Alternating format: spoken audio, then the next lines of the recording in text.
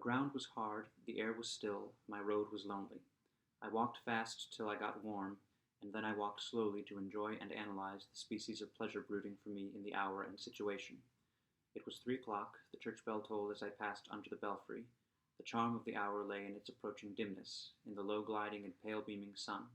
I was a mile from Thornfield, in a lane noted for wild roses in summer, for nuts and blackberries in autumn, and even now possessing a few coral treasures in hips and haws, but whose best winter delight lay in its utter solitude and leafless repose. If a breath of air stirred, it made no sound here, for there was not a holly, not an evergreen to rustle, and the strip hawthorn and hazel bushes were still as the white, worn stones which causewayed the middle of the path. Far and wide on each side there were only fields, where no cattle now browsed, and the little brown birds which stirred occasionally in the hedge looked like single russet leaves that had forgotten to drop.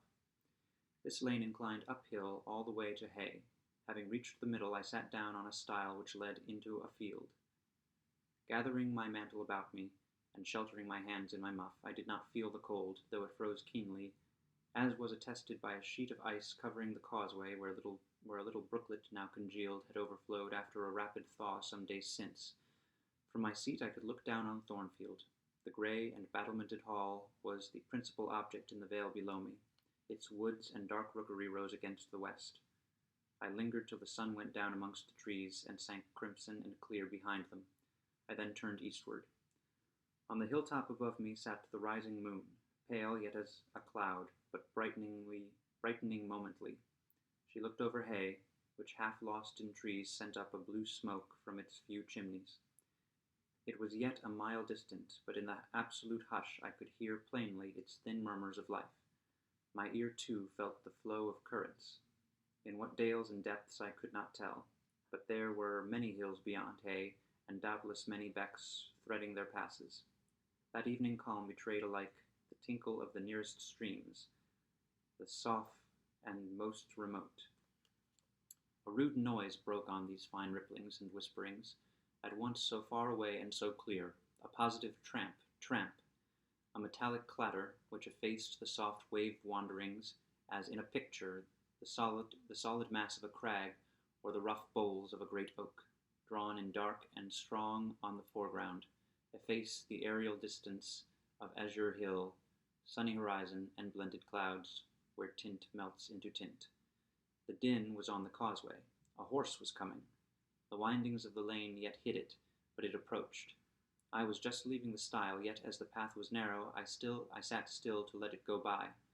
In those days I was young, and all sorts of fancies, bright and dark, tenanted my mind.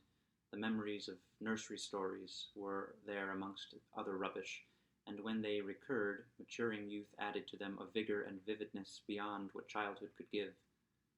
As this horse approached, and as I watched it for it to appear through the dusk, I remembered certain of Bessie's tales, wherein figured a north of England spirit called a gytrash, which in the form of horse, mule, or large dog haunted solitary ways, and sometimes came upon belated travelers, as this horse was now coming upon me. It was very near, but not yet in sight, when, in addition to the tramp, I heard a rush under the hedge, and close down by the hazel stems glided a great dog, whose black and white color made him a distinct object against the trees. It was exactly one mask of Bessie's gytrash, a lion-like creature with a long hair and a huge head. It passed me, however, quietly enough, not staying to look up, with strange pretercanine eyes, in my face, as I half expected it would. The horse followed, a tall steed, and on its back a rider.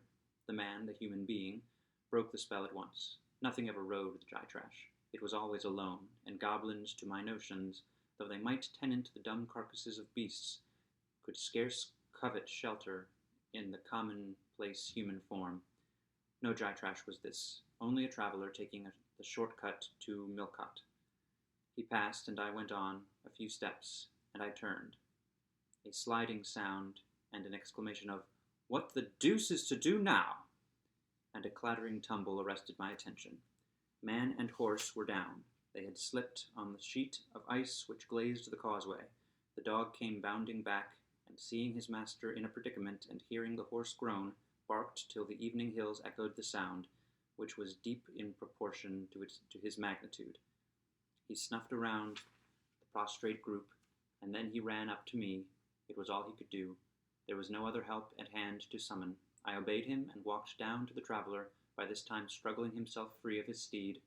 His efforts were so vigorous, I thought he could not be much hurt, but I asked him the question, "Are you injured, sir?" I think he was swearing, but am not certain. However, he was pronouncing some formula which prevented him from replying to me directly.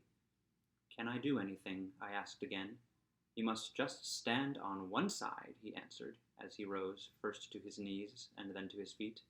I did, whereupon began a heaving, stamping, clattering process accompanied by a barking and baying, which removed me effectually some yards' distance. But I would be driven quite away till I saw the event. But I would not be driven quite away till I saw the event. This was finally fortunate. The horse was re-established, and the dog was silenced with a "Down, pilot!" The traveller, now stooping, felt his foot and leg as if trying whether they were sound.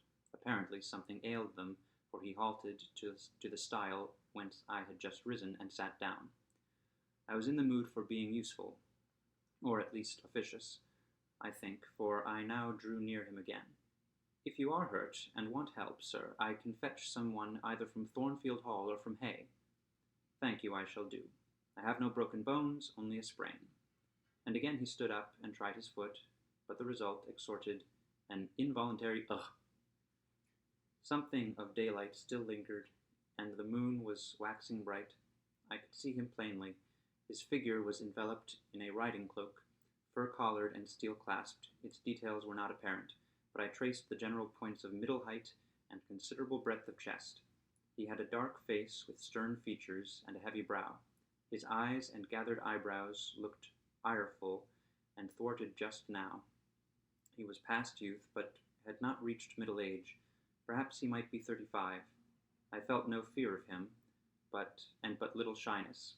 Had he been a handsome, heroic-looking young gentleman, I should not have dared to stand thus questioning him against his will, and offering my services unasked. I had hardly ever seen a handsome youth, never in my life spoken to one. I had a theoretical reverence and homage for beauty, elegance, gallantry, fascination, but I had met those qualities incarnate in masculine shape. But had I met those qualities incarnate in masculine shape, I should have known instinctively that they neither had nor could have sympathy with anything in me, and should have shunned them as one would fire, lightning, or anything else that is bright but antipathetic.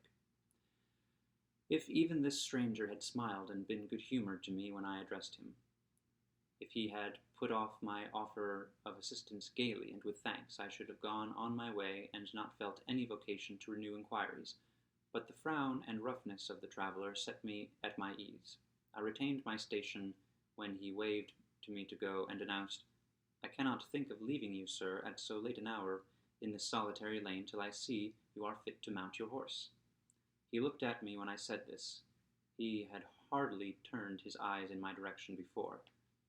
"I should think you ought to be at home yourself," said he, "if you have a home in this neighborhood. Where do you come from?"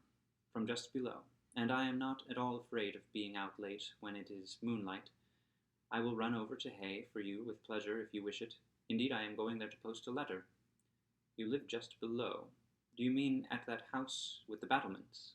pointing to Thornfield Hall, on which the moon cast a hoary gleam, bringing it out distinct and pale from the woods that, by contrast with the western sky, now seemed one mass of shadow. "Yes, sir."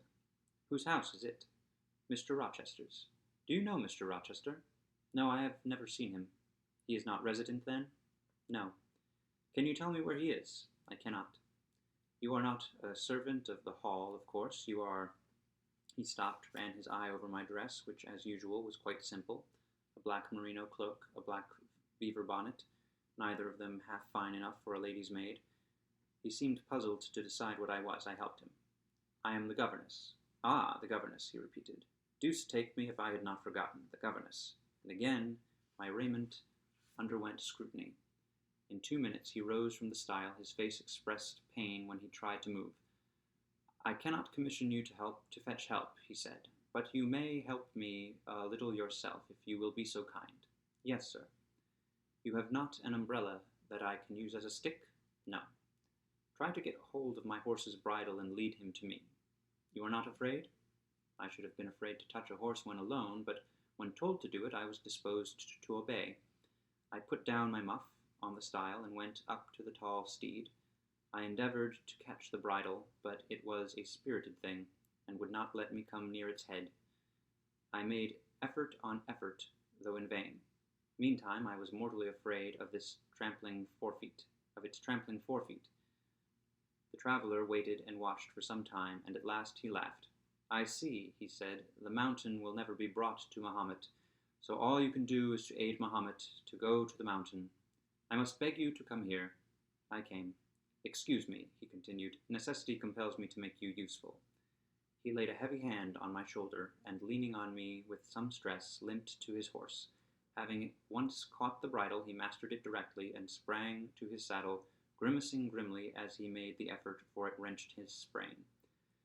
Now, said he, releasing his under lip from a hard bite, just hand me my whip. It lies there under the hedge. I sought it and found it. Thank you. Now make haste with the letter to Hay, and return as fast as you can. A touch of a spurred heel made his horse first start and rear, and then bound away. The dog rushed in his traces. All three vanished, like heath that in the wilderness the wild wind whirls away. I took up my muff and walked on. The incident had occurred and was gone from me. It was an incident of no moment, no romance, no interest in a sense, yet it marked with change one single hour of a monotonous life. My help had been needed and claimed. I had given it. I was pleased to have done something. Trivial, transitory though the deed was, it was yet an active thing, and I was weary of an existence all passive. The new face, too, was like a new picture introduced to the gallery of memory, and it was dissimilar to all the others hanging there. Firstly, because it was masculine, and secondly, because it was dark, strong, and stern. I had it still before me when I entered Hay, and slipped the letter into the post office. I saw it as I walked fast downhill all the way home. When I came to the stile, I stopped a minute, looked round, and listened with an idea that a horse's hoofs might ring in the causeway again, and that a rider in a cloak and a Gytrash-like Newfoundland dog might be again apparent. I saw only the hedge and a pollard willow before me, rising up still and straight to meet the moonbeams. I heard only the faintest waft of wind roaming fitful among the trees around Thornfield, a mile distant, and when I glanced down in the direction of the murmur, my eye, traversing the hall front, caught a light kindling in a window. It reminded me that I was late, and I hurried on.